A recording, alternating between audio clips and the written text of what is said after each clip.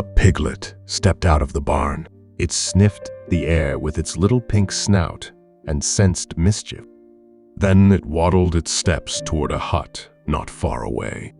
The hut's chimney was smoking, its windows fogged, and the sound of pleasant music drifted out. It kicked the door open with a hoof and pushed it shut behind it with a hind leg. Inside was warm, and the mischief it had sensed now felt much closer coming from the kitchen. Laughter could be heard too. It went right in. Inside were 2 women, 3 men, and a child. They turned their heads toward the piglet and said in unison, "Welcome, Piglet." A plump, sluggish man with unexpected agility lowered the volume of the music. The large woman said, "I was just wondering where you'd been. This is your favorite. How could you be late?" The piglet shrugged. "I fell asleep," it said. Then things happened swiftly. A chair was pulled out. One of the men hoisted the piglet onto it. A delicious plate was placed before it, along with a glass of wine. The child, meanwhile, tied a white apron around its neck. The piglet seemed bored, watching everything with droopy eyes.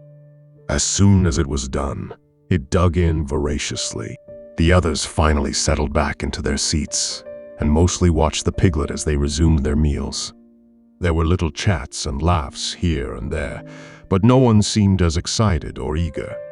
All their focus was on the piglet, its actions, and what it might say held far more interest. At last, someone gathered the courage to ask. It was the bespectacled man, his hair graying, patches of baldness showing. "So, dear piglet, what's new with you?"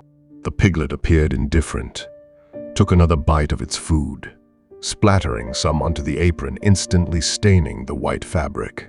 The child's teeth gritted, and in that momentary silence, it was all too audible. The piglet's ears pricked up, and it slowly turned its head toward the child. The child had already fallen silent, a flushed face bowed forward. But the piglet kept its sharp gaze fixed on it.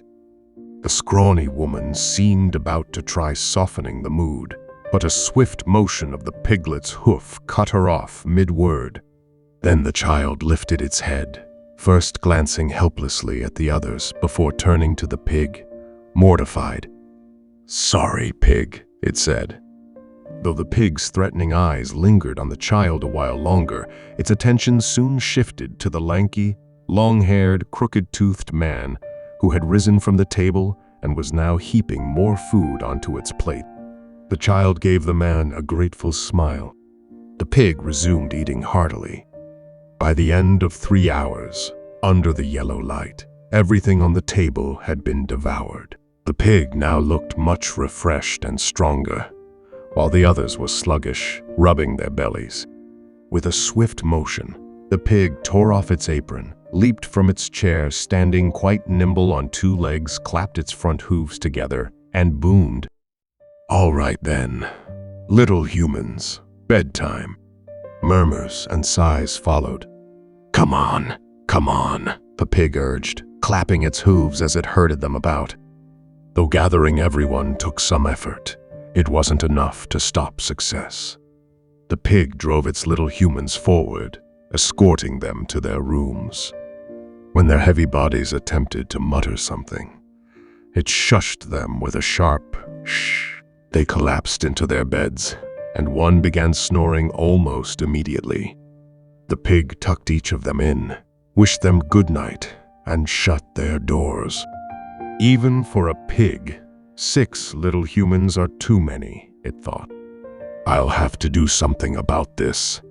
Lost in thought, it headed to the kitchen, brewed itself a strong coffee, turned up the music, and stepped out onto the veranda to watch the afternoon sun.